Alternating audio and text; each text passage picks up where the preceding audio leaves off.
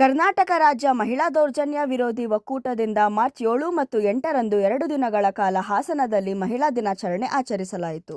ಲೇಖಕಿ ಡಾಕ್ಟರ್ ವಿನಯಾ ವಕ್ಕುಂದ ಅವರು ದೇಹ ರಾಜಕಾರಣ ಮತ್ತು ಲೈಂಗಿಕ ದೌರ್ಜನ್ಯದ ಕುರಿತು ಮಾತನಾಡಿದರು.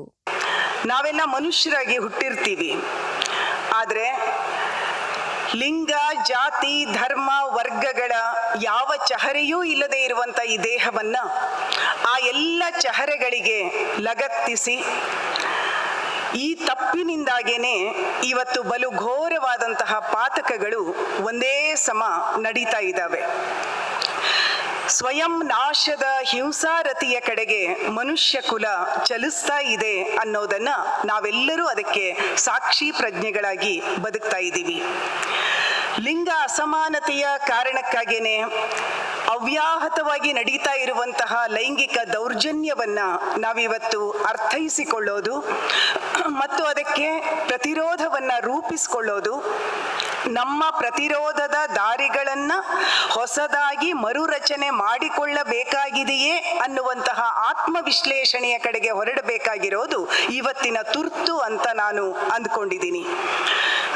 ದೇಹ ಅನ್ನೋದು ಒಂದು ಜೈವಿಕ ಸತ್ಯ, ಆದರೆ ಇದನ್ನ ಯಾವಾಗ ಸಾಮಾಜಿಕಗೊಳಿಸಲಾಯಿತೋ ಆಗ ಅದು ಜೆಂಡರ್ ಆಗಿ ರೂಪುಗೊಂಡಿತು.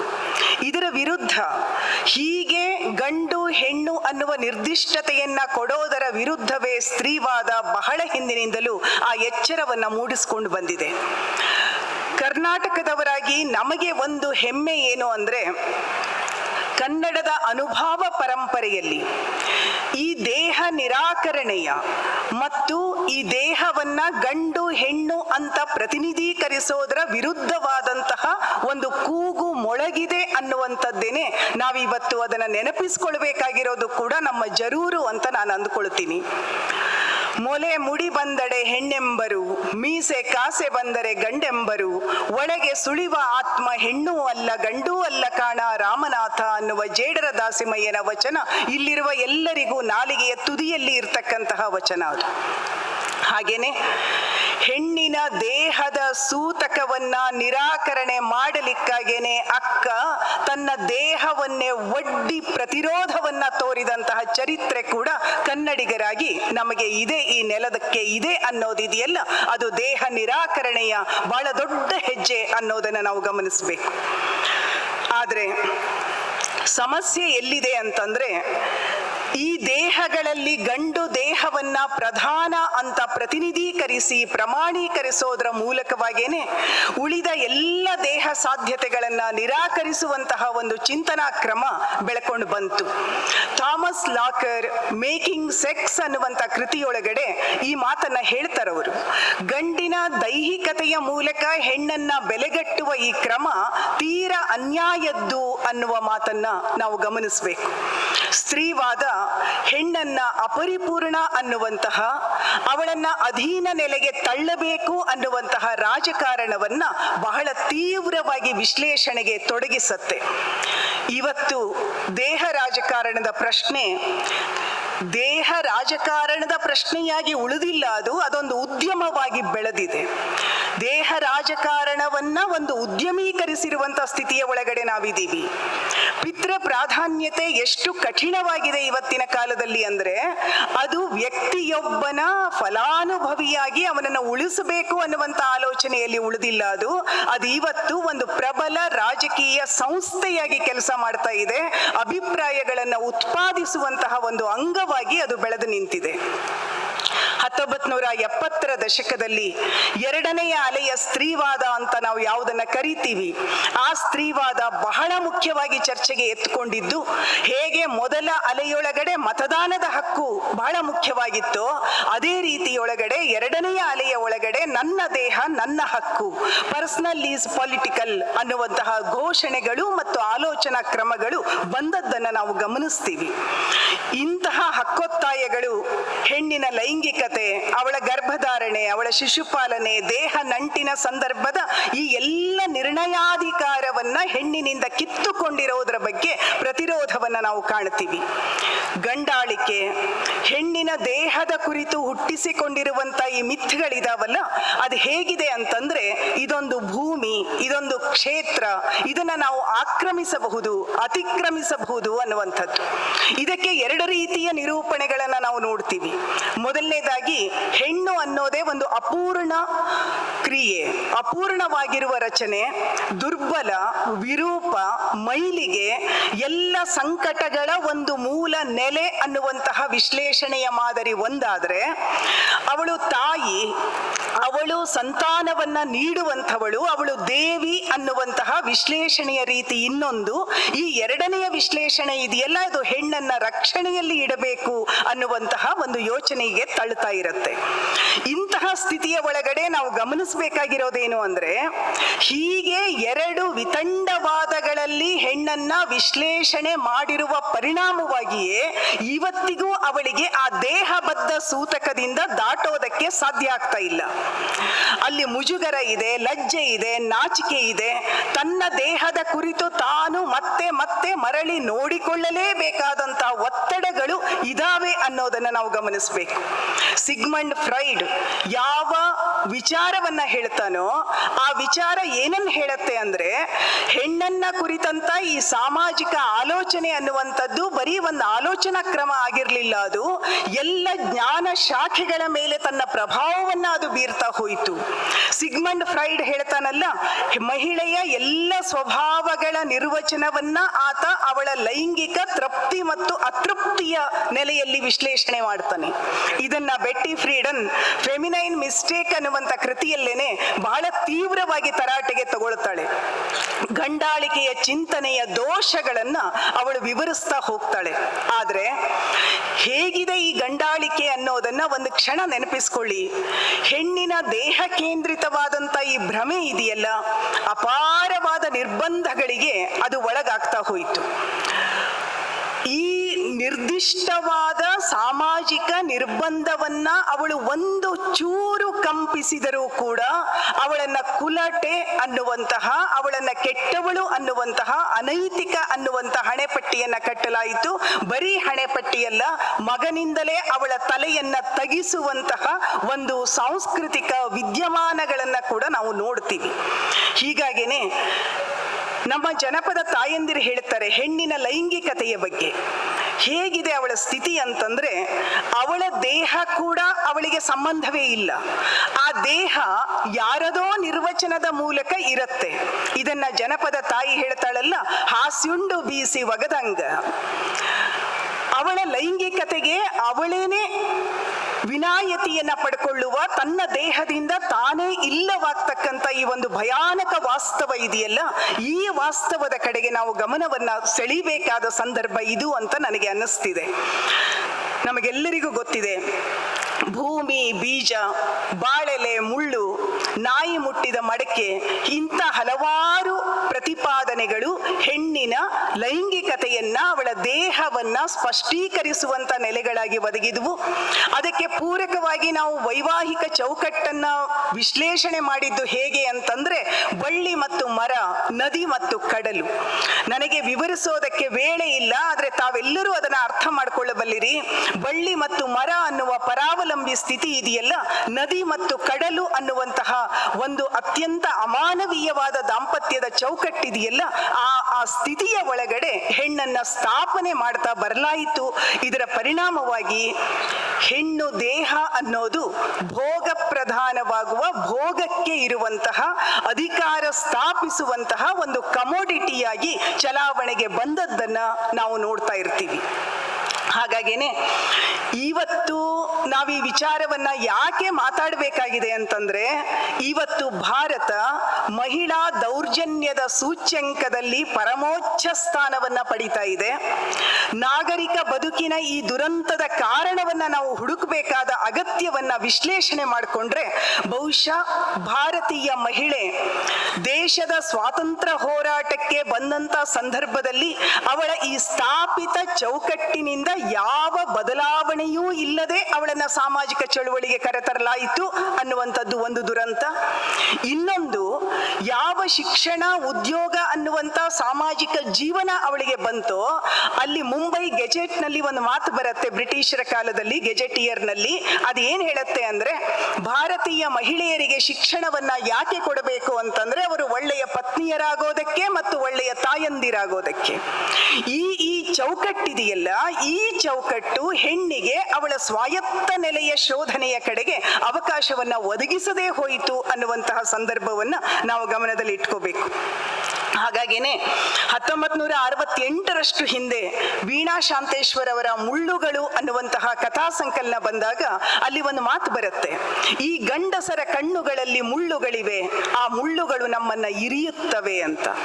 ಆ ಒಂದು ಅಸ್ವಸ್ಥತೆಯನ್ನ, ಈ ಸಮಾಜದಲ್ಲಿ ನನ್ನ ಪಾಲಿ ಏನು, ನಾನು ಏನು ಅನ್ನುವಂತಹ ಈ ಕಣ್ಣ ಗಾಯದ ಮಾತುಗಳನ್ನ ಮಹಿಳಾ ಸಂವೇದನೆ ಯಾಕೆ ಮತ್ತೆ ಮತ್ತೆ ಪ್ರಸ್ತಾಪ ಮಾಡಬೇಕಾಯಿತು ಅನ್ನೋದನ್ನ ಕೂಡ ನಾವಿಲ್ಲಿ ಗಮನಿಸಬೇಕು.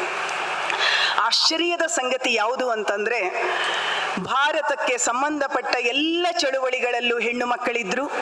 ಜಗತ್ತಿನ ಇತಿಹಾಸವೂ ಅದೇ, ಭಾರತದ ಇತಿಹಾಸವೂ ಅದೇನೆ.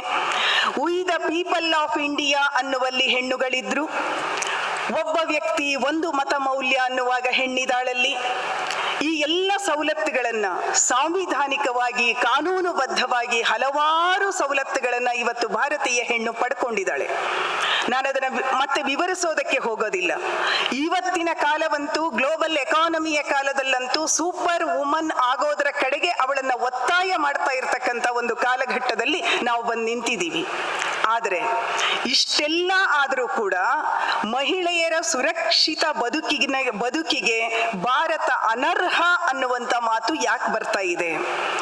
ಮಹಿಳೆಯರು ಪಾಲ್ಗೊಳ್ಳದೇ ಇರುವ ಕ್ಷೇತ್ರ ಇಲ್ಲ ಅಂತ ಹೇಳ್ತಿರುವಾಗ್ಲೇನೆ ಮಹಿಳೆಯರ ಮೇಲೆ ದೌರ್ಜನ್ಯ ಎಸಗದೇ ಇರುವ ಕ್ಷೇತ್ರವೂ ಇಲ್ಲ ಅನ್ನುವಂಥ ವಾಸ್ತವವನ್ನ ನಾವು ಹೇಗೆ ಅರ್ಥ ಮಾಡ್ಕೋಬೇಕಾಗಿದೆ?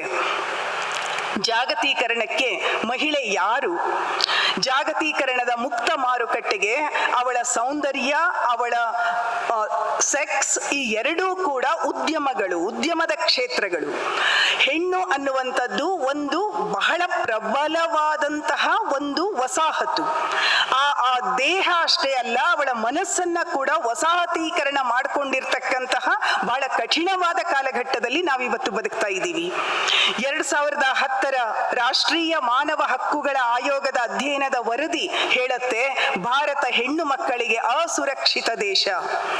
2014 ವಿಶ್ವಸಂಸ್ಥೆಯ ಮಕ್ಕಳ ಹಕ್ಕು ಸಮಿತಿ ಹೇಳುತ್ತೆ, ಭಾರತದಲ್ಲಿ ಕಾನೂನು ಅನುಷ್ಠಾನ ಸಂಸ್ಥೆ ಮತ್ತು ನ್ಯಾಯಾಂಗಗಳು ಸಂಪೂರ್ಣವಾಗಿ ವಿಫಲವಾಗಿದ್ದಾವೆ. ಹೆಣ್ಣು ಮಕ್ಕಳ ಮೇಲೆ ನಡೀತಿರೋ ಲೈಂಗಿಕ ದೌರ್ಜನ್ಯವನ್ನ ತಡೆಯುವಲ್ಲಿ ಅವು ವಿಫಲವಾಗಿದ್ದಾವೆ ಅನ್ನೋ ಮಾತನ್ನ ಹೇಳುತ್ತೆ. 2023 ವರದಿ, ಭಾರತದಲ್ಲಿ ಅಪ್ರಾಪ್ತ ಮಕ್ಕಳ ಮೇಲಿನ ಲೈಂಗಿಕ ಹಲ್ಲೆ 15 ನಿಮಿಷಕ್ಕೆ ಒಂದರಂತೆ ನಡೀತಾ ಇದೆ. 10 ವರ್ಷಗಳಲ್ಲಿ ಇದು 500 ಪಟ್ಟು ಜಾಸ್ತಿಯಾಗಿದೆ ಅನ್ನುವಂಥ ವರದಿ ಬರ್ತಾ ಇದೆ. ಮತ್ತು ಮಹಿಳೆಯರ ಮತ್ತು ಮಕ್ಕಳ ಮಾರಾಟದಲ್ಲಿ ಭಾರತ ಜಗತ್ತಿನಲ್ಲೇ ಫಸ್ಟ್ ರ್ಯಾಂಕ್ ಇದೆ. ಸಾಮೂಹಿಕ ಅತ್ಯಾಚಾರದಲ್ಲಿ ಭಾರತ ಜಗತ್ತಿನಲ್ಲಿ ಫಸ್ಟ್ ರ್ಯಾಂಕ್ ಇದೆ. ನಾವಿದನ್ನೆಲ್ಲ ಗಮನಿಸ್ಕೊಂಡ್ರೆ 2018 ಮಾನವ ಕಳ್ಳ ಸಾಗಾಣಿಕಾ ಅಂಕಿ ಅಂಶ ಏನ್ ಹೇಳುತ್ತೆ ಅಂದ್ರೆ, ಭಾರತದಲ್ಲಿ ಮಾನವ ಸಾಗಾಣಿಕೆ ಇದೆಯಲ್ಲ, ಇದು ಭಾರತದ 3ನೇ ಬೃಹತ್ ಉದ್ಯಮ ಅನ್ನುವಂಥ ಮಾತನ್ನು ಹೇಳುತ್ತೆ. ಹಾಗಿದ್ರೆ ನಾವು ಎಲ್ಲಿದ್ದೇವೆ? ನಮ್ಮ ಸ್ಥಿತಿ ಏನು? ಈ ಲೈಂಗಿಕ ದೌರ್ಜನ್ಯ ಅನ್ನುವ ಶಬ್ದವನ್ನ ಅಥವಾ ನಾವು ಯಾರೇ ಆದ್ರೂ ಬರೀ ಅತ್ಯಾಚಾರ ಅನ್ನುವುದಕ್ಕೆ ಅದನ್ನು ನಿರ್ಬಂಧಗೊಳಿಸೋದಕ್ಕೆ ಸಾಧ್ಯ ಇಲ್ಲ. ಅದು ಎಷ್ಟು ವಿಧದಲ್ಲಿ ಇದೆ ಅಂತಂದ್ರೆ ಅದನ್ನ ಅಗಣಿತವಾಗಿದೆ. ಆ ಚಹರೆಗಳನ್ನ ಅಳಿಯೋದಕ್ಕೆ ಕೂಡ ನಮಗೆ ಸಾಧ್ಯ ಇಲ್ಲ. ಅದು ಹೆಣ್ಣಿನ ಹುಟ್ಟಿನಿಂದಲೇ ಆರಂಭ ಆಗತ್ತೆ. ಆಗಲೇ ಆ ಚರ್ಚೆ ಬಂದಿದೆ. ಭ್ರೂಣ ಹತ್ಯೆಯ ಏರಿಕೆ ಇದೆಯಲ್ಲ, ಭ್ರೂಣ ಹತ್ಯೆಯ ಏರಿಕೆ ಅಂದ್ರೆ ಏನು? ಅಮರ್ತ್ಯ ಸೇನ್ ಬಹಳ ಹಿಂದೆನೆ ಹೇಳಿದ್ರು, ಒಳ ವಿಭಜನೆಗೆ ಒಳಗುಪಡಿಸಿ ಅದನ್ನ. ಅದು ಭ್ರೂಣ ಹತ್ಯೆ ಅಲ್ಲ, ಅದು ಸ್ತ್ರೀ ಭ್ರೂಣ ಹತ್ಯೆ. ಶಿಶು ಮರಣ ಅಲ್ಲ, ಅದು ಸ್ತ್ರೀ ಶಿಶು ಮರಣ. ಈ ಒಳ ವಿಭಜನೆಗಳ ಹಿನ್ನೆಲೆಯೊಳಗಡೆ ನಾವು ಗಮನಿಸ್ಕೊಂಡ್ರೆ ಕುಟುಂಬ ಇವತ್ತು ಹೆಣ್ಣಿಗೆ ಅತ್ಯಂತ ಅಸುರಕ್ಷಿತವಾದ ಜಾಗ. ಬಹಳ ಎದೆಗಾರಿಕೆಯಿಂದ ನಾವಿದನ್ನು ಒಪ್ಕೊಳ್ಬೇಕಾಗತ್ತೆ. ಒಂದು ಉದಾಹರಣೆಯನ್ನ ಕೊಡೋದಕ್ಕೆ ಇಷ್ಟಪಡ್ತೀನಿ. ಕನ್ನಡದ ಮೊಟ್ಟ ಮೊದಲ ಗದ್ಯ ಕೃತಿ 10ನೇ ಶತಮಾನದ ಒಡ್ಡಾರಾಧನೆಯೊಳಗಡೆ ಒಂದು ಕತೆ ಬರುತ್ತೆ. ಅದು ಕಾರ್ತಿಕ ಋಷಿಯ ಕತೆ ಅಂತ. ಆ ಕಾರ್ತಿಕ ಋಷಿಯ ಕತೆ ಹೇಗಿದೆ ಅಂತಂದ್ರೆ, ಅಗ್ನಿರಾಜ ಅಂತ ಒಬ್ಬ ರಾಜ ಇರ್ತಾನೆ. ಆ ಅಗ್ನಿರಾಜನಿಗೆ ಒಂದು ದಿನ ಆಕಸ್ಮಿಕವಾಗಿ ತಾನು ಹಡೆದ 6 ಹೆಣ್ಣು ಮಕ್ಕಳಲ್ಲಿ 6ನೇ ಮಗಳ ಮೇಲೆ ಅವಳ ಚೆಲುವು, ರೂಪು, ಗಾಡಿಗೆ ಮನಸ್ಸಾಗತ್ತೆ. 6ನೇ ಮಗಳ ಮೇಲೆ ಮನಸ್ಸಾಗತ್ತೆ. ಅವಳನ್ನ ವಿವಾಹ ಸಂಬಂಧಕ್ಕೆ ತಗೋಬೇಕು. ಅದಕ್ಕೆ ಅವನೊಂದು ಅದ್ಭುತವಾದಂತ, ಎಷ್ಟು ಬುದ್ಧಿವಂತ ಸ್ಥಿತಿಯಲ್ಲಿ ಇರುತ್ತೆ ಪಿತೃತ್ವ ಅನ್ನೋದನ್ನ ಗಮನಿಸ್ಕೊಳ್ಳಿ. ಅವನು ಹೇಳ್ತಾನೆ, ಎಲ್ಲ ಮಂತ್ರಿ ಮಾಗದರನ್ನ, ಪಂಡಿತರನ್ನ ಸಭೆ ಕರೆದು ಕೇಳ್ತಾನೆ, ನನ್ನ ರಾಜ್ಯದಲ್ಲಿರುವ ಅಪರೂಪದ ವಸ್ತು ಯಾರಿಗೆ ಸಲ್ಲಬೇಕು? ಅವರೆಲ್ಲರೂ ಹೇಳ್ತಾರೆ, ರಾಜನೇ, ನಿನಗಲ್ಲದೆ ಇನ್ಯಾರಿಗೂ ಸಲ್ಲತಕ್ಕದ್ದಲ್ಲ. ಅಲ್ಲಿಗೆ ಮುಗೀತಲ್ಲ ಸಮಸ್ಯೆ. ಮದುವೆ ನಿಲ್ತಾನೆ. ಅವನು ಮಗಳನ್ನ ಮದುವೆಯಾಗುವಾಗ ಅವನ ಹೆಂಡತಿ, ಆ ಮಗಳ ತಾಯಿ ಜೈನ ದೀಕ್ಷೆಯನ್ನ ತಗೊಂಡು ಹೋಗಿ ಬಿಡ್ತಾಳೆ ಸನ್ಯಾಸಿನಿಯಾಗಿ. ಮುಂದಿನ ಕತೆ ನಮಗೆ ಬೇಡ. ಇಲ್ಲಿ ಗಮನಿಸ್ಕೊಳ್ಳಿ, ಯಾಕೆ ಈ ಕಥೆಯ ಭಾಗವನ್ನ ನಾನು ಉಲ್ಲೇಖ ಮಾಡ್ತಿದ್ದೀನಿ ಅಂತಂದ್ರೆ, ಇವತ್ತಿಗೂ ಕೂಡ ನಮ್ಮ ಬದುಕಿನ ಅಂತರ್ಗತವಾದ ವಾಹಿನಿಯ ಒಳಗಡೆ ಈ ಅಗ್ನಿರಾಜರ ಕಣ್ಣುಗಳು ಇದಾವೆ. ಇದು ನಿನ್ನೆಯಲ್ಲ ಮೊನ್ನೆ ನನ್ನ ಕಾಲೇಜಿನ ಒಬ್ಬ ವಿದ್ಯಾರ್ಥಿನಿ ಇನ್ನು ಮೇಲೆ ನಾನು ಕಾಲೇಜಿಗೆ ಬರೋದಿಲ್ಲ ಮೇಡಮ್ ಅಂತ ಕಣ್ಣೀರು ತೆಗೆದು ಅಳ್ತಾ ಇದ್ಲು. ಅದಕ್ಕೆ ಕಾರಣ ಏನು ಅಂತಂದ್ರೆ, ಅವಳ ತಂದೆ ಸಂಪೂರ್ಣವಾಗಿ ಕುಡಿತಕ್ಕೆ ದಾಸನಾಗಿದ್ದಾನೆ ಮತ್ತು ಅವಳ ಮನೆ ನಡೆಯದೇ ಇಲ್ಲ. ಅವಳು ಕೆಲಸಕ್ಕೆ ಹೋಗ್ಬೇಕಾಗಿದೆ. ತುಂಬಾ ಸುಂದರಿಯಾದ ಹುಡುಗಿ, BA ಸೆಕೆಂಡ್ ಸೆಮ್ನಲ್ಲಿ ಓದ್ತಾ ಇದ್ದಾಳೆ. ಆದ್ರೆ ಅವಳೊಂದು ಮಾತು ಹೇಳಿದ್ಲು, ನಮ್ಮಪ್ಪ ಕುಡಿದಾಗ ಹೇಗೆ ವರ್ತಿಸ್ತಾನೆ ಅಂದ್ರೆ, ನಮ್ಮ ತಾಯಿ ಹೇಳ್ತಾಳೆ, ನೀನು ಒಳಗೆ ಹೋಗು, ರೂಮ್ ಬಾಗಿಲು ಹಾಕೋ, ನಿಮ್ಮಪ್ಪ ನನ್ನನ್ನು ಒದ್ರೂ ನೀನು ಬಾಗಿಲು ತೆಗಿಬೇಡ. ಅವಳಿಗೆ ಆ ಮಾತು ಗೊತ್ತಾಯಿತೋ ಇಲ್ಲೋ ಗೊತ್ತಿಲ್ಲ, ನನಗೆ ಇರಿತಾ ಇತ್ತು. ನಿಮ್ಮಪ್ಪ ಬಾಗಿಲು ಒದ್ದರೂ ನೀನು ತೆಗಿಬೇಡ ಅಂತ ಅನ್ನುವಾಗ ತಾಯಿಗೆ ಭಯ ಇದೆ, ಎಲ್ಲಿ ಈ ಅಪ್ಪನಾದವನು ಈ ಮಗಳನ್ನ ಯಾವ ರೀತಿ ಬಳಸ್ಕೊಳ್ಳೋದಕ್ಕೆ ಇಷ್ಟಪಡ್ತಿದ್ದಾನೆ. ತುಂಬಾ ಸುಂದರಿಯಾಗಿದ್ದಾಳೆ ಆ ಹುಡುಗಿ. ಇದು ನಾನು ಹೇಳ್ತಿರೋದು 10ನೇ ಶತಮಾನಕ್ಕೆ ಮುಗಿದಿದ್ರೆ ಬಹಳ ಒಳ್ಳೆಯದಿತ್ತು. ಆದ್ರೆ ಅದು ಹಾಗಾಗಿಲ್ಲ. ಇವತ್ತಿಗೂ ಕೂಡ ಭಾನು ಮುಷ್ತಾಕ್ ಅವರ ಕಥೆಯನ್ನ ಒಂದು ಕ್ಷಣ ನೆನಪು ಮಾಡಿಕೊಳ್ಳಿ. ಆ ಎದೆಯ ಹಣತೆ ಕಥೆ ಇದೆಯಲ್ಲ, ಯಾವ ಹೆಣ್ಣಿನ ಮೂಲಕ ತನ್ನ ಮಕ್ಕಳನ್ನ ಪಡೆದಿರ್ತಕ್ಕಂಥ ಗಂಡನಿಗೆ ಮುಂದೊಂದು ದಿನ ಅವಳ ದೇಹ ಅನಾಸಕ್ತಿಯ ವಿಷಯ ಆಗತ್ತೆ. ಈ ಕೌಟುಂಬಿಕವಾದಂತಹ ದೇಹ ರಾಜಕಾರಣ ಅತ್ಯಂತ ತೀವ್ರವಾಗಿರ್ತಕ್ಕಂತಹ ಸಮಾಜದೊಳಗೆ ಅದೇನು ಇಲ್ಲವೇ ಇಲ್ಲ ಅನ್ನುವಂಥ ಎಲ್ಲ ಮುಖವಾಡಗಳ ಮಧ್ಯದಲ್ಲಿ ನಾವಿವತ್ತು ಬದುಕ್ತಾ ಇದ್ದೀವಿ ಅನ್ನೋದಿದೆಯಲ್ಲ. ಅತ್ಯಾಚಾರದ ಅಂಕಿ ಅಂಶಗಳನ್ನು, ಅತ್ಯಾಚಾರದ ವಿಧಾನಗಳನ್ನು, ಅಥವಾ ಅತ್ಯಾಚಾರ ಎಲ್ಲೆಲ್ಲಿ ನಡೀತು ಅನ್ನೋ ಘಟನೆಗಳ ಕಡೆಗೂ ನಾನು ಹೋಗೋದಕ್ಕೆ ಇಷ್ಟಪಡೋದಿಲ್ಲ. ಅಂಕಿ ಸಂಖ್ಯೆಗಳ ಕಡೆಗೂ ನಾನು ಹೋಗೋದಕ್ಕೆ ಇಷ್ಟಪಡೋದಿಲ್ಲ. ಆದ್ರೆ ನೆನಪಿಟ್ಕೊಳ್ಳೋಣ, ಇದು ನಮ್ಮ ಬದುಕಿನ ಪಾರ್ಟ್ ಅಂಡ್ ಪಾರ್ಷಿಯಲ್ ಆಗಿ ಉಳಿತಾನೇ ಇದೆ. ನಮಗೆ ನ್ಯಾಯ ಅನ್ನೋದು ಅತ್ಯಂತ ಕಠಿಣವಾಗಿದೆ ಅನ್ನುವಂಥದ್ದು. ಊರುಗಳಲ್ಲಿ, ನಗರಗಳಲ್ಲಿ ಬೆಳೀತಾ ಇರತಕ್ಕಂತಹ ಮೈ ಮಾರಾಟದ ದಂಧೆಯ ಬಗ್ಗೆ ಯಾವುದನ್ನ ನಾವು ಬಹಳ ಘನತೆಯಿಂದ ವೇಶ್ಯಾವೃತ್ತಿ ಅಂತ ಕರಿತೀವಿ. ವೇಶ್ಯಾವೃತ್ತಿ ಅಂತ ಕರೆದ್ರೂ ಕೂಡ ಅದರ ಮೂಲ ನೆಲೆ ಇದೆಯಲ್ಲ, ಅದು ಎಲ್ಲಿ ಬದಲಾಯಿತು ಅನ್ನೋದನ್ನ ಗಮನಿಸ್ಕೊಳ್ಳಿ. ನಾನು ಧಾರವಾಡದಲ್ಲಿ ಸರ್ವೆ ಮಾಡಿದಾಗ ಬಹಳ ನೋವಿನ ಸಂಗತಿ ಏನು ಅಂತಂದ್ರೆ, ವರ್ಷದಿಂದ ವರ್ಷಕ್ಕೆ ಕಾಲೇಜಿಗೆ ಅಂತ ಬರುವ, ವರ್ಷದಿಂದ ವರ್ಷಕ್ಕೆ ನಗರಗಳಲ್ಲಿ ಕೆಲಸಗಳಿಗೆ ಅಂತ ಬರ್ತಕ್ಕಂಥ ಹೆಣ್ಣು ಮಕ್ಕಳು ಅಲ್ಲಿ ರಿಜಿಸ್ಟರ್ ಆಗಿದ್ದಾರೆ. ಆ ಸಂಖ್ಯೆ ತೀವ್ರವಾಗಿ ಏರ್ತಾ ಇದೆ. ಇವುಗಳನ್ನ ನಾವು ಗಮನಿಸ್ಕೊಂಡ್ರೆ ನಮಗೆ ಅದೇ ತಾನೇ ಸ್ತ್ರೀವಾದಿ ಚಿಂತನೆ ಕಾಲಿಟ್ಟಂತಹ 70ರ ದಶಕದ ಕನ್ನಡದ ಮಹಿಳಾ ಸಾಹಿತ್ಯವನ್ನ ನಾವು ಓದಿದ್ರೆ ಒಂದು ಕೋಡ್ ವರ್ಡ್ ಬಳಕೆಯಾಗ್ತಾ ಇತ್ತು. FF ಅಂತ. FF ಅಂದರೆ ಫ್ರೆಶ್ ಫ್ಲೆಶ್ ಅಂತ. ಅದನ್ನು ಎಲ್ಲೋ ಗುಟ್ಟಾಗಿ ನಮ್ಮ ಪಾತ್ರಗಳು, ಮುಖ್ಯವಾಗಿ ವೀಣಾ ಶಾಂತೇಶ್ವರ ಅವರ ಕಥೆಗಳಲ್ಲಿ 2 ಸರ್ತಿ ಇದು ಬರುತ್ತೆ. ಆದರೆ ಇವತ್ತು ಈ FF ಅನ್ನೋ ಕೋಡ್ ವರ್ಡ್ ಇದೆಯಲ್ಲ, ಅದು ಸರ್ವಸಾಧಾರಣೀಕರಣಗೊಂಡು ಹೋಗಿದೆ. ಯಾರಿಗೂ ಅದು ಏನು ಅಂತ ಯಾರೂ ವಿವರಿಸಬೇಕಾದ ಅಗತ್ಯವೇ ಇಲ್ಲ ಅನ್ನುವಂಥ ಸ್ಥಿತಿಗೆ ನಾವಿವತ್ತು ಬಂದಿದ್ದೀವಿ ಅನ್ನೋದಿದೆಯಲ್ಲ. ಹಾಗಿದ್ರೆ ನಮ್ಮ ನಾಳುವ ಪ್ರಭುತ್ವಕ್ಕೆ ಬೇಕಿರುವುದಾದರೂ ಏನು? ಯಾವುದಕ್ಕೆ ವೃತ್ತಿ ಘನತೆಯನ್ನ ಕೊಡ್ತೀವಿ, ಯಾವುದನ್ನ ನಾವು ಈ ರೀತಿಯೊಳಗೆ ಆಲೋಚನೆ ಮಾಡ್ತೀವಿ ಅನ್ನೋದಿದೆಯಲ್ಲ. ಇವತ್ತು ಬಂಡವಾಳಶಾಹಿಯ ಆರ್ಥಿಕ ವಿಪ್ಲವದಲ್ಲಿ ತೇಲಿ ಹೋದಂತ ಹೆಣ್ಣು ಮಕ್ಕಳು ತಮ್ಮ ಲೈಂಗಿಕತೆಯ ಬಗ್ಗೆ ಅದನ್ನ ಒಂದು ವಿನಿಮಯದ ದಾರಿ ಅಂತ ಆಲೋಚನೆ ಮಾಡ್ತಾರೆ ಅನ್ನೋದಾದ್ರೆ ಅದರ ಪರಿಣಾಮ ಎಷ್ಟು ತೀವ್ರವಾಗಿರುತ್ತೆ, ಎಷ್ಟು ದೂರಗಾಮಿಯಾಗಿರುತ್ತೆ, ಎಷ್ಟು ಭಯಾನಕವಾಗಿರ್ತದೆ ಅನ್ನೋದನ್ನ ನಾವು ಗಮನಿಸಬೇಕು ಅಂತ ನನ್ನ ಒತ್ತಾಯ. ಇದನ್ನ ರೂಪಾ ಅವರು ಇಲ್ಲಿದ್ದಾರೆ. ರೂಪಾ ಹಾಸನ್ ಅವರ ಒಂದು ಲೇಖನದಲ್ಲಿ ನಾನು ಗಮನಿಸಿದೆ. ಅಲ್ಲಿ ಏನಿದೆ ಅಂತಂದ್ರೆ, ಸರ್ಕಾರಿ ಪ್ರಾಯೋಜಿತವಾದ NGOಗಳೇ ಕಾಂಡೋಮ್ಗಳನ್ನ ಮಾರಾಟ ಮಾಡೋದಕ್ಕಾಗಿ ಹೆಣ್ಣು ಮಕ್ಕಳನ್ನ ಒತ್ತಾಯಿಸ್ತಾ ಕೊನೆಗೆ ಆ ಹೆಣ್ಣು ಮಕ್ಕಳು ಕೂಡ ಆ ವ್ಯವಸ್ಥೆಯ ಒಳಗೆ, ಆ ವೃತ್ತಿಯ ಒಳಗೆ ಸೇರಿಕೊಳ್ಳುವಂತ ಒಂದು ದೂರಗಾಮಿ ಪ್ಲಾನ್ ಅನ್ನ ಮಾಡುವಂತಹ ಭೀಕರವಾದಂತಹ ಚರಿತ್ರೆ ಇದೆಯಲ್ಲ, ಇದು ಎಲ್ಲೋ ದೂರ ದೇಶದ ಚರಿತ್ರೆ ಅಲ್ಲ. ಇದು ನಾವು ಬದುಕ್ತಾ ಇರುವಂತಹ ನಮ್ಮದೇ ಸಮಾಜದ ಚರಿತ್ರೆ ಅನ್ನೋದನ್ನ ನಾವು ಗಮನಿಸ್ಕೊಳ್ಬೇಕು. ಹೆಣ್ಣನ್ನ ದೇಹ ಅಂತ ಮಾಡಿ ಅದನ್ನ ಅತಿಕ್ರಮಿಸೋದಕ್ಕೆ ಇಚ್ಛಿಸುವಂತ ವಿಕೃತಿಗೆ ಸಾಕಷ್ಟು ರೂಪಗಳಿದಾವೆ, ಸಾಕಷ್ಟು ಚಹರೆಗಳಿದಾವೆ.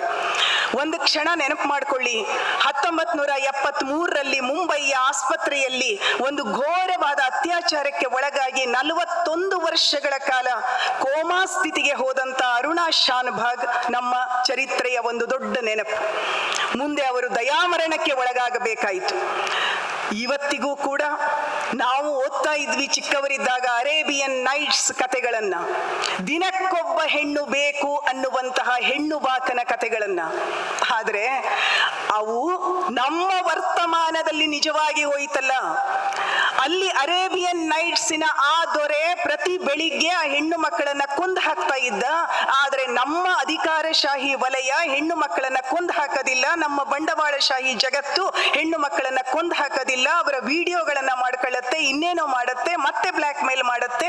ಎಲ್ಲಿದ್ದೇವೆ ನಾವು? ಯಾವುದರ ಬಗ್ಗೆ ನಾವು ಮಾತಾಡಬೇಕಾಗಿದೆ ಅನ್ನೋದನ್ನ ನಾನಿಲ್ಲಿ ನೆನಪಿಸಿಕೊಳ್ಳೋದಕ್ಕೆ ಇಷ್ಟಪಡ್ತೀನಿ. ಅಲ್ಲಿ ಯುದ್ಧ ನಡೀತಾ ಇದೆ, ಇಲ್ಲೂ ಯುದ್ಧವೇ ನಡೀತಾ ಇದೆ. ಆ ಯುದ್ಧದ ಪರಿಭಾಷೆ ಮತ್ತು ಈ ಯುದ್ಧದ ಪರಿಭಾಷೆ ಯಾವ ವ್ಯತ್ಯಾಸವೂ ಇಲ್ಲ ಅನ್ನೋದನ್ನ ನಾವು ಗಮನಿಸಿಕೊಳ್ಬೇಕಾಗಿದೆ. ಒಂದು ದಿನಕ್ಕೆ ಕನಿಷ್ಠ 3 ದಲಿತ ಹೆಣ್ಣು ಮಕ್ಕಳ ಮೇಲೆ ಅತ್ಯಾಚಾರ ಆಗತ್ತೆ ಅಂತ ನಮಗೆ ಆನಂದ್ ತೇಲ್ತುಂಬಡೆ ಅವರ ರಿಪೋರ್ಟ್ ಹೇಳುತ್ತೆ. ಇನ್ನೊಂದು ಕಡೆಗೆ ಪ್ರತಿ 3ರಲ್ಲಿ ಒಬ್ಬ ಹೆಣ್ಣು ಮಗಳು ದೌರ್ಜನ್ಯದ ಫಲಾನುಭವಿಯಾಗಿರ್ತಾಳೆ ಅಂತ ಹೇಳುತ್ತೆ. ಇಂತಹ ಸ್ಥಿತಿಯೊಳಗೆ ಎಷ್ಟು ಕೈರ್ಲಾಂಜಿಗಳನ್ನ ನಾವು ನೋಡೋಣ, ಎಷ್ಟು ಹಿಂಸೆಯ ಪರ್ವಗಳನ್ನ ದಿನ ಬೆಳಗಾದ್ರೆ ಒಂದಲ್ಲ ಒಂದು ಸುದ್ದಿಗಳು ನಮಗೆ ಸಾಮಾನ್ಯವಾಗಿಬಿಟ್ಟಿದೆ. ಭಯ ಏನು ಅಂದ್ರೆ, ಯಾವುದು ಮತ್ತೆ ಮತ್ತೆ ನಡೆಯುತ್ತೋ ಅದನ್ನ ಒಂದು ಸಮಾಜ ಸಹಜವಾಗಿ ಸ್ವೀಕಾರ ಮಾಡುತ್ತೆ. ಹೀಗೆ ಸಹಜವಾಗಿ ಸ್ವೀಕಾರ ಮಾಡಿದಾಗ ಇದು ದೌರ್ಜನ್ಯ, ಇದು ವಿರೋಧಿಸಬೇಕಾಗಿರೋದು ಅನ್ನುವಂತ ನಮ್ಮ ಮೂಲ ನೆಲೆಯೇ ಹೊರಟು ಹೋಗ್ಬಿಡತ್ತೆ, ಮಸಕಾಗ್ತಾ ಹೋಗತ್ತೆ. ಅದು ಎಷ್ಟು ಅಂತ ಮಾತಾಡೋಣ ಅನ್ನುವಂತ ಪ್ರಶ್ನೆ ನಮ್ಮ ಎದುರಿಗೆ ಬರ್ತಾ ಇದೆ. ಗಮನಿಸಿ, ಹಸಿಮಾಂಸ ಮತ್ತು ಹದ್ದುಗಳು ಕಾದಂಬರಿಯನ್ನ ಓದಿ ಜ್ವರ ಬಂದು ಮಲಗಿದ ನಾವೇ ಇವತ್ತು ಬಹಳ ಗಟ್ಟಿಯಾಗಿ ಮತ್ತು ಬಹಳ ಧೈರ್ಯದಿಂದ ಎಫ್ಸ್ಟೀನ್ ಫೈಲ್ಸ್ಗಳನ್ನ ನೋಡ್ತಿದ್ದೀವಿ, ಕೇಳ್ತಿದ್ದೀವಿ. ಸಹಜವಾಗಿದೆ ನಮಗೆ. ಏನಿದೆ ಇದು?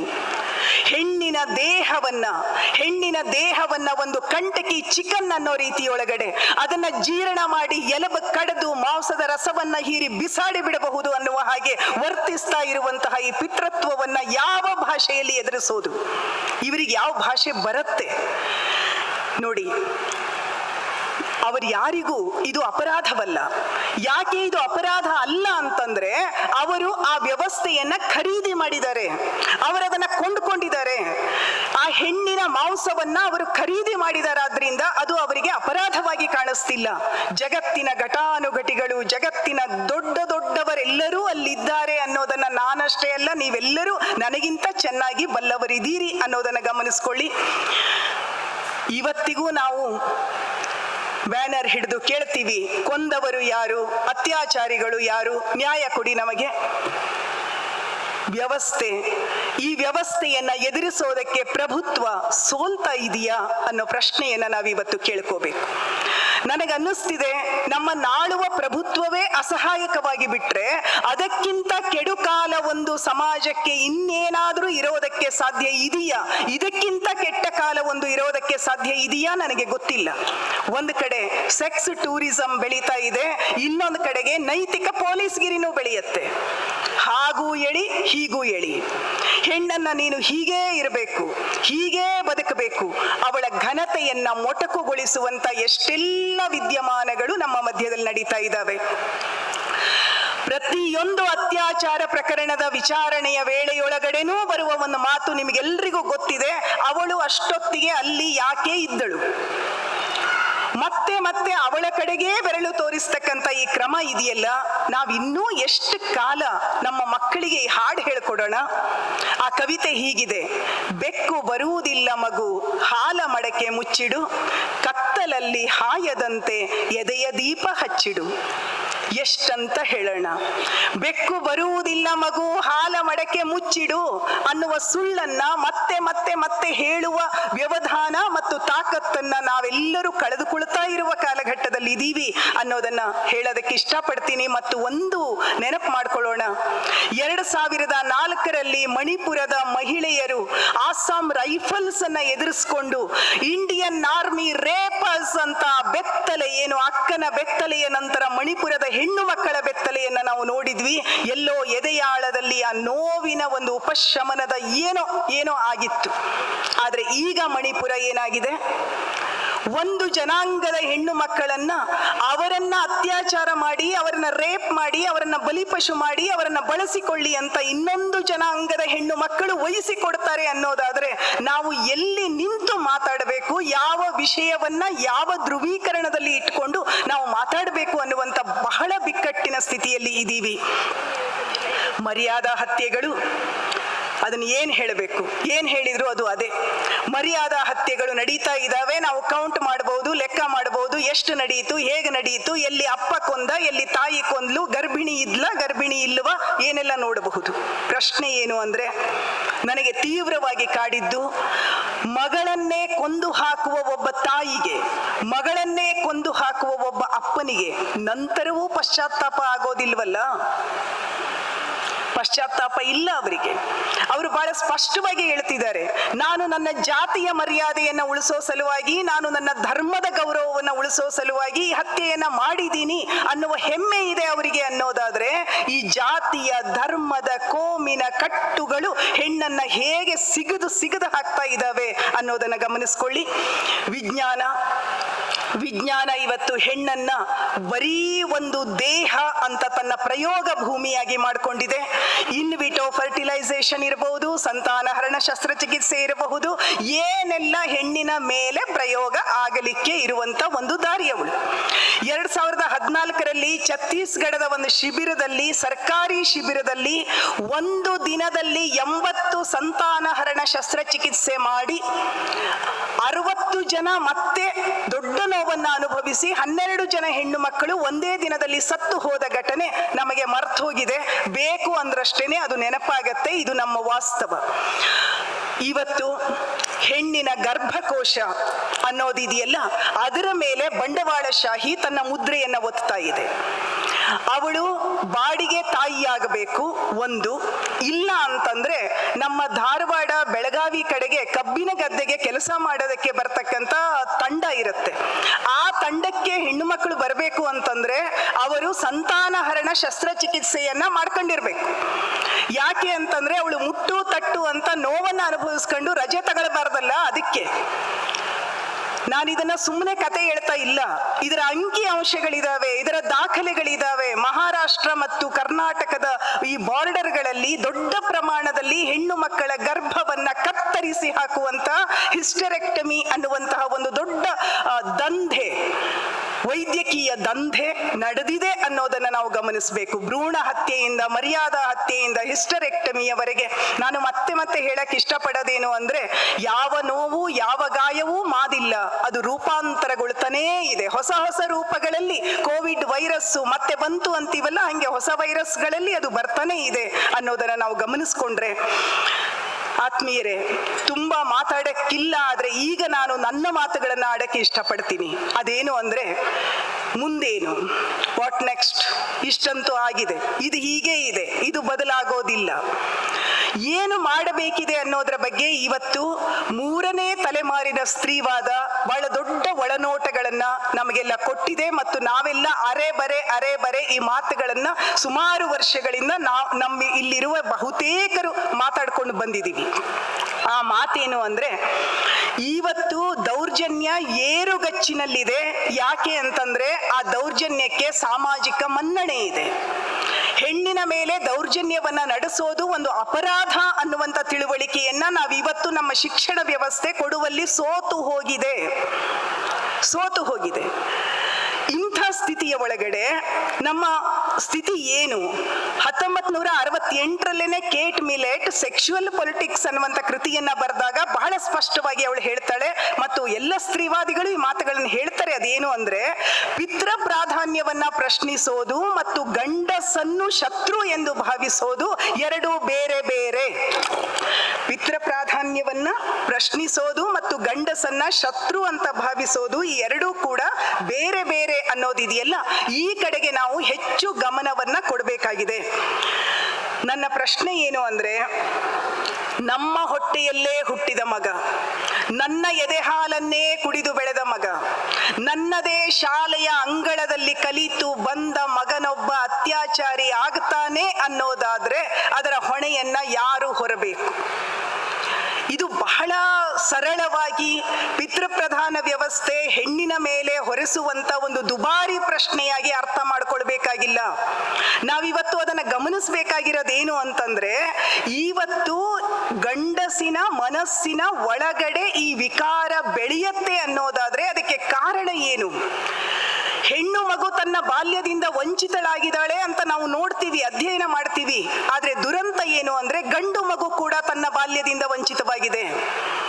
ಗಂಡು ಮಗುವನ್ನು ಕೂಡ ನಾವು ಇಡೀ ಈ ಸ್ತ್ರೀವಾದಿ ಚಿಂತನೆ ಹೇಳತ್ತಲ್ಲ, ವ್ಯಕ್ತಿಯನ್ನ ಹೆಣ್ಣು ಗಂಡು ಅಂತ ಗುಣಗಳನ್ನ ವರ್ಗೀಕರಿಸುವಲ್ಲಿ ಇರ್ತಕ್ಕಂಥ ರಾಜಕಾರಣ ಇದೆಯಲ್ಲ, ಆ ರಾಜಕಾರಣ, ಆ ಪಿತೃಪ್ರಧಾನ ವ್ಯವಸ್ಥೆ ಇದೆಯಲ್ಲ, ಅದು ನಮ್ಮ ಗಂಡು ಮಕ್ಕಳ ಮೇಲೆ ಕೂಡ ತೀವ್ರವಾದ ಹಲ್ಲೆಯನ್ನ ಮಾಡ್ತಾ ಇದೆ. ನಾವು ಎಷ್ಟೇ ಹೆಣ್ಣು ಕೇಂದ್ರವಾಗಿ ಯೋಚನೆ ಮಾಡಿದ್ರೂ ಕೂಡ ಉತ್ತರ ಸಿಗೋದಿಲ್ಲವೇನೋ ಅಂತಾನೆ ನನಗೆ ಅನ್ನಿಸ್ತಿರೋದು ಇವತ್ತು ಈ ಕ್ಷಣದಲ್ಲಿ. ಯಾಕೆ ಅಂತಂದ್ರೆ, ಹೆಣ್ಣು ಕೇಂದ್ರವಾಗಿ ಆಲೋಚನೆ ಮಾಡ್ತಾ ಮಾಡ್ತಾ ಮಾಡ್ತಾ ನಾವು ಇಷ್ಟು ಸುದೀರ್ಘ ಕಾಲಗಳನ್ನ ಕಳೀತಾ ಇದ್ದೀವಿ ಚರಿತ್ರೆಯೊಳಗಡೆ. ಆದ್ರೆ ಪ್ರಶ್ನೆ ಏನು ಅಂದ್ರೆ, ಆ ದೌರ್ಜನ್ಯಗಳಲ್ಲಿ, ಆ ಪೋಲಿತನಗಳಲ್ಲಿ, ಆ ವಿಕಾರಗಳಲ್ಲಿ ಯಾವುದೇ ವ್ಯತ್ಯಾಸಗಳು ಸಂಭವಿಸ್ತಾ ಇಲ್ಲ, ಅದಿನ್ನೂ ಏರಿಕೆನೇ ಆಗ್ತಾ ಇದೆ.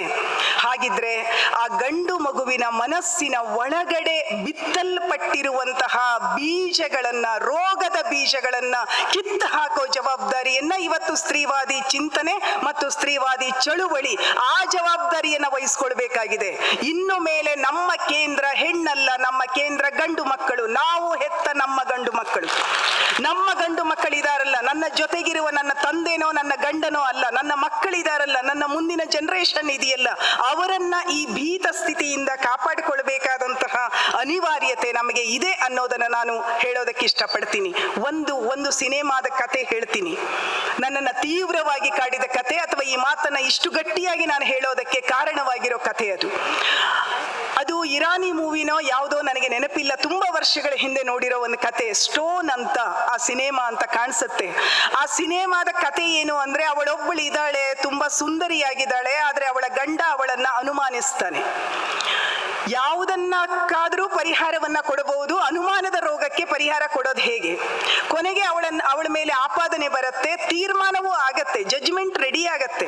ಕಾಫ್ ಪಂಚಾಯಿತಿಯೊಳಗೆ ಜಡ್ಜ್ಮೆಂಟ್ ರೆಡಿ ಆಗತ್ತೆ. ಆ ಜಡ್ಜ್ಮೆಂಟ್ ಏನು ಅಂದ್ರೆ, ಅವಳನ್ನ ಆ ಬಿಸಿಲ ಬಯಲಿನೊಳಗೆ, ಮರುಭೂಮಿಯೊಳಗೆ ಉಗಿಬೇಕು. ಅದನ್ನ ಇಲ್ಲಿ ನನಗೆ ಎಲ್ಲಮ್ಮನ ನೆನಪಾಗತ್ತೆ, ಹಿಂಗೆ ಉಗಿದು ಎದ್ದು ಬಂದಿರುವ ಎಲ್ಲಮ್ಮ. ನಾವು ದೇವಿಯರಾಗೋದು ಹೀಗೆ ಏನೋ, ಇಷ್ಟು ಉಗಿಬೇಕು, ಆ ಕೊನೆ ದೃಶ್ಯವನ್ನಷ್ಟು ಮಾತ್ರ ಹೇಳಕ್ ಇಷ್ಟಪಡ್ತೀನಿ. ಹುಗಿಬೇಕು. ಎಲ್ಲರೂ ಕೂಡ, ಅವಳು ಮೊದಲೇ ಬಿಸಿಲಲ್ಲಿ ಅರೆಗಾಯಿಯಾಗಿ ಸಾಯ್ತಾ ಇರ್ತಾಳೆ. ಆದ್ರೆ ಆ ದೃಶ್ಯ ಎಷ್ಟು ಅದ್ಭುತವಾಗಿದೆ ಅಂದ್ರೆ, ಸುತ್ತಲೂ ನಿಂತಿರುವಂತ ಗಂಡಸರು ಕೈಯಲ್ಲಿ ಕಲ್ಲನ್ನ ಹಿಡ್ಕೊಂಡಿದ್ದಾರೆ. ಆ ಕಲ್ಲನ್ನ ಹಿಡ್ಕೊಂಡು ಅವಳ ಮೇಲೆ ಕಲ್ಲನ್ನ ಹಾಕಬೇಕು, ಎಸಿಬೇಕು, ಅವಳನ್ನ ಕೊಲ್ಲಬೇಕು. ಆ ಗುಂಪಿನಲ್ಲಿ ಅವಳ ಮಗ ಇದ್ದಾನೆ. ಯಾವ ಮಗ? ಅವಳು ಜಗತ್ತಿನ ಎಲ್ಲ ತಾಯಂದಿರಿಗೂ ಸವಾಲು ಹಾಕುವ ಹಾಗೆ ಪ್ರೀತಿಸಿ ಬೆಳೆಸಿದಂಥ ಮಗ. ಅವನ ಕಣ್ಣಲ್ಲಿ ನೀರಿದೆ, ಆದ್ರೆ ಅವನು ನೀರನ್ನ ಇಂಗಿಸ್ಕೊಳ್ತಾ ಇದ್ದಾನೆ. ಇವಳು ಮತ್ತೆ ಮತ್ತೆ ಅಲ್ಲಿಂದನೇ, ಅದ್ಭುತವಾದ ದೃಶ್ಯ ಅದು. ಆ ಮಗನ ಕೈ ಮತ್ತು ಕಲ್ಲನ್ನೇ ನೋಡ್ತಾಳೆ. ಅವಳು ಕಂಪಿಸ್ತಿದ್ದಾಳೆ, ಸಾಯ್ತಾ ಇದ್ದಾಳೆ, ಆದ್ರೆ ಅದನ್ನ ನೋಡ್ತಿದ್ದಾಳೆ ಅವಳು. ಸುತ್ತಲಿರುವ ಜನ ಹೇಳ್ತಾರೆ, ಅವನಿಗೆ ಹೇಳ್ತಿದ್ದಾರೆ, ಆಪ್ ಮರ್ತೋ ಹೈನಾ, ನೀನು ಗಂಡಸದಿ ಇಲ್ಲೋ, ನೀ ಗಂಡಸಾದ್ರೆ ತಗೋ ಕಲ್ಲು ಬೀಸಾಕು. ಕಡೆಗೂ ಈ ಉದ್ವೇಗದಲ್ಲಿ ಕಡೆಗೂ ಅವನು ಕಲ್ಲನ್ನ ಹಿಂಗೆ ಎತ್ತುತ್ತಾನೆ. ಅವನ ಕಲ್ಲು ತಹಕ್ತೋ ಬಿಡ್ತೋ, ಅವಳು ಅಲ್ಲೇ ಸಾಯ್ತಾಳೆ. ಈ ಮರ್ದತೋ ಹೈನಾ, ನೀನು ಗಂಡಸದಿಯಲ್ಲ ಅಂತ ನಾವು ಗಂಡಸರನ್ನ ಬೆಳೆಸಿದ ಕ್ರಮದಲ್ಲಿಯೇ ಇರುವ ತಪ್ಪಿದೆಯಲ್ಲ, ಅದಕ್ಕೆ ನಾವಿವತ್ತು ಉತ್ತರವನ್ನ ಹುಡುಕಿಕೊಳ್ಳಬೇಕಾದಂತ ಜರೂರತ್ತಿನಲ್ಲಿದ್ದೀವಿ. ಯಾಕಂದ್ರೆ ಸ್ತ್ರೀವಾದ ಹೇಳುತ್ತೆ, ಗಂಡಸಿನ ಲೈಂಗಿಕತೆಯ ಬಗ್ಗೆ ಅವನಿಗೆ ಉತ್ಪ್ರೇಕ್ಷಿತ ನೆಲೆಯಲ್ಲಿ ನಾವು ಬೆಳೆಸ್ತೀವಿ ಅಂತ. ಗಂಡು ಕೂಡ ಒಂದು ಜೀವವೇ, ಗಂಡಿಗೂ ಕೂಡ ಪ್ರೀತಿ ಬೇಕಿದೆ. ಆದ್ರೆ ಅವನದನ್ನ ಏನಾಗಿ ಅರ್ಥ ಮಾಡ್ಕೊಂಡಿರ್ತಾನೆ ಅಂತಂದ್ರೆ, ನನಗೆ ಬೇಕಿರೋದು ಕಾಮ ಅಂತ ಅರ್ಥೈಸಿಕೊಂಡಿರ್ತಾನೆ. ಅಪೂರ್ಣವಾದ, ಅಸತ್ಯವಾದ, ಅಪಾರ್ಥವಾದ ದೇಹ ಮೂಲದಿಂದ ನಾನು ಸುಖವನ್ನ ಪಡೆಯಬಲ್ಲೆ ಅನ್ನುವಂತ ಅವನ ಮೂರ್ಖತನವನ್ನ ತಡೆಯದೇ ಇದ್ರೆ, ಅದು ವೈಯಕ್ತಿಕವಾಗಿ, ಸಾಮಾಜಿಕವಾಗಿ ನಾವೆಲ್ಲೆಲ್ಲಿದ್ದೀವೋ ಅಲ್ಲೆಲ್ಲ ಅದನ್ನ ತಡೆಯದೇ ಇದ್ರೆ, ಖಂಡಿತವಾಗಿನೂ ಒಬ್ಬ ಅತ್ಯಾಚಾರಿಯ ಅಕ್ಕನೋ, ತಂಗಿನೋ, ತಾಯಿನೋ, ಮಗಳೋ ಆಗಿ ನಿಂತ್ಕೊಳ್ಬೇಕಾದಂತಹ ದುರಂತ ಸ್ಥಿತಿಯಲ್ಲಿ ಇವತ್ತಿನ ಸಮಾಜ ಇದೆ ಅನ್ನೋದನ್ನ ನಾವೆಲ್ಲರೂ ಎದೆಗಟ್ಟಿ ಮಾಡಿಕೊಂಡೇನೆ ಕೇಳಿಸ್ಕೊಳ್ಬೇಕಾಗಿದೆ ಮತ್ತು ಅರ್ಥೈಸ್ಕೊಳ್ಬೇಕಾಗಿದೆ ಅಂತ ನನಗನ್ನಿಸ್ತಿದೆ. ಹಾಗಾಗಿ ಇವತ್ತು ನಮ್ಮ ಸಮಾಜದಲ್ಲಿ ರೂಢಿಯಲ್ಲಿರ್ತಕ್ಕಂಥ ಆಚರಣೆಗಳನ್ನ ನೋಡ್ರಿ, ನಮ್ಮ ಹಬ್ಬ ಹರಿದಿನಗಳನ್ನ ನೋಡ್ರಿ, ನಾವು ಗಂಡನ್ನ ಒಂದು ಉತ್ಪ್ರೇಕ್ಷಿತವಾದ, ಶಕ್ತಿಶಾಲಿಯಾದ ಗಜಭೀಮನಾಗಿ ನಾವು ಮಗನನ್ನ ಬೆಳೆಸ್ತೀವಲ್ಲ, ಅಲ್ಲ, ಅವನು ಒಬ್ಬ ಸಾಮಾನ್ಯ ಮನುಷ್ಯ. ಅವನ ಜೊತೆಗಾತಿಯೂ ಕೂಡ ಒಬ್ಬ ಸಾಮಾನ್ಯ ಮನುಷ್ಯಳು. ಅದನ್ನ GSS ಕವಿತೆ ಅಂತ ಕಾಣಿಸುತ್ತೆ. ವಿವಾಹ ಹೆಂಗಿರ್ಬೇಕಪ್ಪ ಅಂತಂದ್ರೆ, ಅಂದು ನೀನೊಬ್ಬಳೆ ಅತಿ ಮೌನದಲ್ಲಿ ಬಂದೆ, ನದಿಗೊಂದು ನದಿ ಬಂದು ಸೇರಿದಂತೆ. ಹೊರತುನು ನದಿ ಮತ್ತು ಕಡಲಿನ ರೂಪಕವನ್ನ ಕಿತ್ತು ಬಿಸಾಡದೆ ಇದ್ರೆ, ಗಂಡು ಆದ್ದರಿಂದ ಏನು ಬೇಕಾದರೂ ಮಾಡಬಹುದು ಅನ್ನುವಂತಹ ಆ ದೌರ್ಬಲ್ಯವನ್ನ ನಾಶ ಮಾಡದೇ ಇದ್ರೆ, ಖಂಡಿತವಾಗಿನೂ ಈ ಸಮಾಜಕ್ಕೆ ಉಳಿಗಾಲ ಇಲ್ಲ ಅನ್ನೋದನ್ನ ನಾವು ಗಮನಿಸಬೇಕು. ಎಲೆನ್ ವಿಸೆಲ್ ಮತ್ತು ಬೆಲ್ ಹುಕ್ಸ್ ಮತ್ತೆ ಮತ್ತೆ ಹೇಳ್ತಿರೋದು ಇದೇ ಮಾತನ್ನ. ಕನ್ನಡಕ್ಕೆ ಈಗ ಅವರಿಬ್ಬರು ಕೂಡ ಬಂದಿದ್ದಾರೆ, ಬರ್ತಾ ಇದ್ದಾರೆ. ನಾವು ನಮ್ಮ ಗಂಡು ಮಕ್ಕಳಿಗೆ ಪ್ರೀತಿಸುವುದನ್ನು ಕಲಿಸಬೇಕು. ಆದ್ರೆ ಆ ಪ್ರೀತಿ ಹೇಗಿರಬೇಕು ಅನ್ನೋ ಪ್ರಶ್ನೆಯನ್ನೂ ನಾವು ಕೇಳ್ಕೋಬೇಕು. ಈ ಮಾತನ್ನ ದಯವಿಟ್ಟು ಎಲ್ಲರೂ ಪ್ರೀತಿಯಿಂದ ಕೇಳಿಸ್ಕೊಳ್ಳಿ. ಪ್ರೀತಿ ಕೂಡ ರಾಜಕಾರಣ ಆಗಬಾರದು. ಪ್ರೀತಿ ಅನ್ನೋದು ಮನುಷ್ಯ ಬದುಕಿನ ಅದ್ಭುತವಾದ, ಅಂತರ್ಗತವಾದ ಪ್ರೀತಿಯ ಮಾಧುರ್ಯದಲ್ಲಿಯೇ ಅದು ಇರಬೇಕೇ ಹೊರತುನು ಅವರ ದೇಹ ರಾಜಕಾರಣಕ್ಕೆ ನಾವೊಂದು ರಾಜಕಾರಣವನ್ನ ಒಡ್ಡೋದ್ರಿಂದ ಯಾವ ಉತ್ತರವೂ ಕೂಡ ನಮ್ಮ ಬದುಕಿಗೆ ಸಿಗೋದಿಲ್ಲ. ಆದ್ರಿಂದ ಆ ಪ್ರೀತಿಯ ಉತ್ತರದಾಯಿತ್ವವನ್ನ ನಾವು ನಮ್ಮ ಮಕ್ಕಳಿಗೆ ಕಲಿಸಿಕೊಡ್ಬೇಕಾದ ಅಗತ್ಯ ಇದೆ. ನನಗನ್ನಿಸುತ್ತೆ, ನಾನು ಹೆತ್ತ ಹೆಣ್ಣು ಮಗಳು ಸುರಕ್ಷಿತವಾಗಿರಲಿ ಅಂತ ಬಯಸುವ ನಾನು, ಅದೇ ಕ್ಷಣದಲ್ಲಿ ನಾನು ಹೆತ್ತ ಗಂಡು ಮಗು ಎಂದೂ ಕೂಡ ಅತ್ಯಾಚಾರಿಯಾಗದಿರಲಿ, ಯಾವ ಹೆಣ್ಣಿನ ಮೇಲೂ ದೌರ್ಜನ್ಯವನ್ನ ಎಸಗದಿರಲಿ ಅಂತ ಪ್ರಾರ್ಥಿಸಿಕೊಳ್ಳಬೇಕಾದಂತಹ ಅಂಚಿನಲ್ಲಿ ಬಂದು ನಿಂತಿದ್ದೀವಿ. ಇದು ಅಂಚಿನಲ್ಲಿ ಬಂದು ನಿಂತಿದ್ದೀವಿ. ಹಾಗಾಗಿ ಆ ಪ್ರೀತಿಯ ರುಚಿಯನ್ನ ನಾವು ನಮ್ಮ ಮಕ್ಕಳಿಗೆ ನೀಡೋಣ. ಸ್ತ್ರೀವಾದಿ ಚಿಂತನೆ ಮಹಿಳೆಯರನ್ನ ಎಚ್ಚರಿಸುವ ವಿಚಾರ ಮಾತ್ರ ಅಲ್ಲ, ಅದು ಪುರುಷರನ್ನೂ ಎಚ್ಚರಿಸಬೇಕು. ಮೊನ್ನೆ ಸಬಿತಾ ಕೂಡ ಅದನ್ನ ಬರೆದಿದ್ದಾರೆ. ಸ್ತ್ರೀವಾದ ಇನ್ನು ಯಾರಿಗೆ ಅಂದ್ರೆ, ಅದು ಹೆಣ್ಣಿಗೆ ಅಲ್ಲ, ಅದು ಒಟ್ಟೂ ಬದುಕಿಗೆ, ಅದು ಗಂಡಿಗೆ, ಅದು ಇಡೀ ಸಮುದಾಯಕ್ಕೆ ಸಲ್ಲಬೇಕಾದಂತಹ ಒಂದು ಆತ್ಮ ವಿಶ್ಲೇಷಣೆಯ ದಾರಿ ಅನ್ನೋದನ್ನ ನಾವು ಗಮನಿಸ್ಕೊಂಡ್ರೆ, ಪ್ರತಿಭಾ ಹೇಳ್ತಾರಲ್ಲ, ಹೆಣ್ಣಿನ ಪ್ರೀತಿಗೆ ಹೆದರುವಷ್ಟು ದ್ವೇಷಕ್ಕೆ ಹೆದರುವುದಿಲ್ಲ ಗಂಡು. ಹಾಗಾಗಿ ನಾವು ಪ್ರೀತಿಯ ಮೂಲಕವೇ ಗಂಡಿನ ಮನಸ್ಸನ್ನ ನಮ್ಮದನ್ನಾಗಿ ಮಾಡಿಕೊಳ್ಳೋಣ.